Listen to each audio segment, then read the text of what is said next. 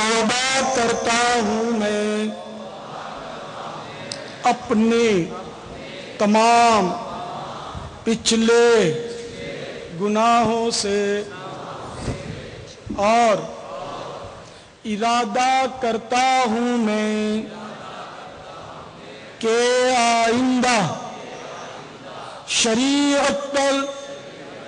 چلوں گا۔ مرید ہوتا ہوں میں خاندانی عالی شان قادریہ رضویہ میں نے اپنا ہاتھ آپ کے ہاتھ میں دیا اور آپ کے ذریعے سے سرکار بغداد حضور غوث پاک رضی اللہ تعالی عنہ کے ہاتھ میں دیا۔ یوم میلاد النبی صلی اللہ تعالی علیہ وآلہ وسلم کو روزہ رکھنا سنت ہے، جیسا کہ امیر اہل سنت اپنے رسالے صبح بہارا میں صحیح مسلم شریف کے حوالے سے نقل فرماتے ہیں۔ حضرت سیدنا ابو قتادہ رضی اللہ تعالیٰ عنہ فرماتے ہیں، بارگاہ رسالت صلی اللہ تعالیٰ علیہ وآلہ وسلم میں پیر کے روزے کے بارے میں دریافت کیا گیا، کیونکہ آپ صلی اللہ تعالیٰ علیہ وآلہ وسلم ہر پیر کو روزہ رکھتے، تو ارشاد فرمایا اسی دن میری ولادت ہوئی اور اسی دن مجھ پر وحی نازل ہوئی۔ الحمدللہ جشن ولادت کی خوشی میں امیر اہل سنت کی خواہش کے مطابق لاکھوں اسلامی بھائی روزے کی سنت ادا کرنے کے لیے صبح بہارا سے پہلے سحری کی سعادت حاصل کرتے ہیں اور ان کے لیے کثیر سحری کا انتظام ہوتا ہے۔ میٹھے میٹھے اسلامی بھائیوں اور اسلامی بہنوں، پیارے آقا صلی اللہ تعالی علیہ وسلم نے اپنی محبت کو کمال ایمان کے لیے جزو لازم قرار دیتے ہوئے ارشاد فرمایا،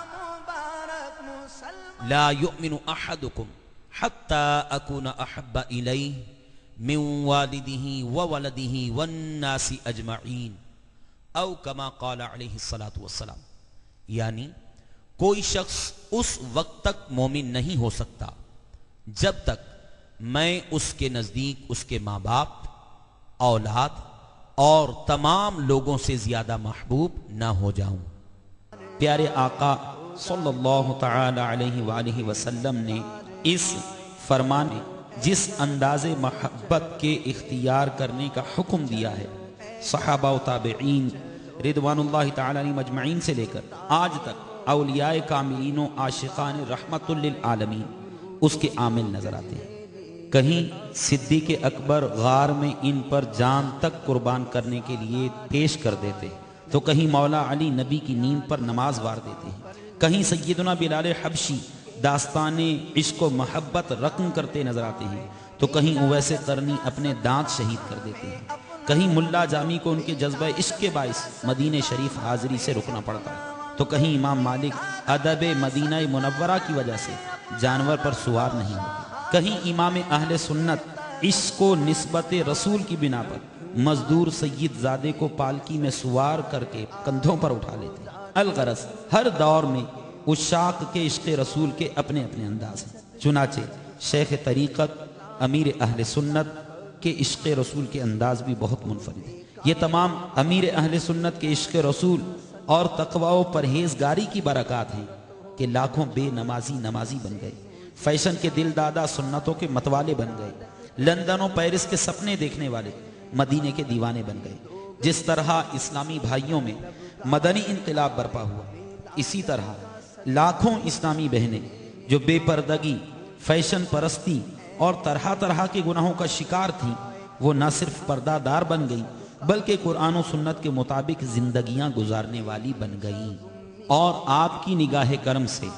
لاکھوں لوگوں کی زندگیوں میں مدنی انقلاب برپا ہو گیا۔ امیر اہل سنت مدظلہ العالی صبح بہارا کے ان لمحات سے کس قدر محبت و دیوانگی کا اظہار کر رہے ہیں۔ کبھی آپ اس گھڑی کا استقبال کرتے ہیں، کبھی اس مبارک گھڑی کی برکت سے اپنی مغفرت کی دعائیں کرتے ہیں، کبھی اس مبارک گھڑی کے صدقے جذبہ عشق رسول مانگتے نظر آتے ہیں، تو کبھی غم رسول کے طالب نظر آتے ہیں، تو کبھی چشم نم کے طلبگار نظر آتے ہیں۔ آئیے امیر اہل سنت کے وارفتگی و بے خودی کے مبارک انداز کی چند جھلکیاں دیکھتے ہیں۔ مولود کی گھڑی ہے، چلو آمنہ کے گھر پر، مولود کی گھڑی ہے، چلو آمنہ کے گھر پر، چلو آمنہ کے گھر پر، اے خلد کی بہاروں سارے آ گئے،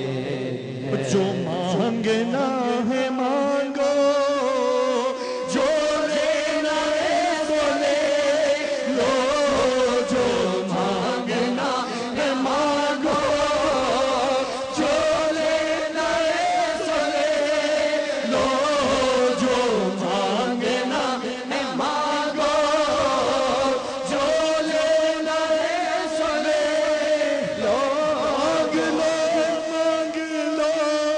چشم تر مانگ لو، درد دل اور اس نے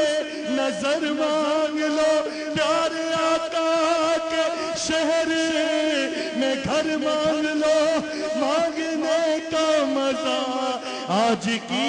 رات ہے، مولود کی گھڑی ہے، چلو آمنہ کے گھر پر، جو مانگنا ہے مانگو، جو لینا ہے سو لے لو، جو مانگنا ہے مانگو، جو لینا ہے سو لے لو، جو مانگنا ہے مانگو۔ یا نبی اپنی ولادت کی خوشی میں دیجئے مجھ کو بس اپنی محبت، مرحبا یا مصطفیٰ، جو مانگنا مانگو، جو لینا ہے سو لے لو، جو مانگنا ہے مانگو، جو لینا ہے سو لے لو، جو گدا دیکھو لیے جاتا ہے تورا نور کا، نور کی سرکار ہے کیا اس میں تورا نور کا، میں گدا تو بادشاہ، بھر دے پیالہ نور کا، نور دے دونا تیرا، دے ڈال صدقہ نور کا، جو مانگنا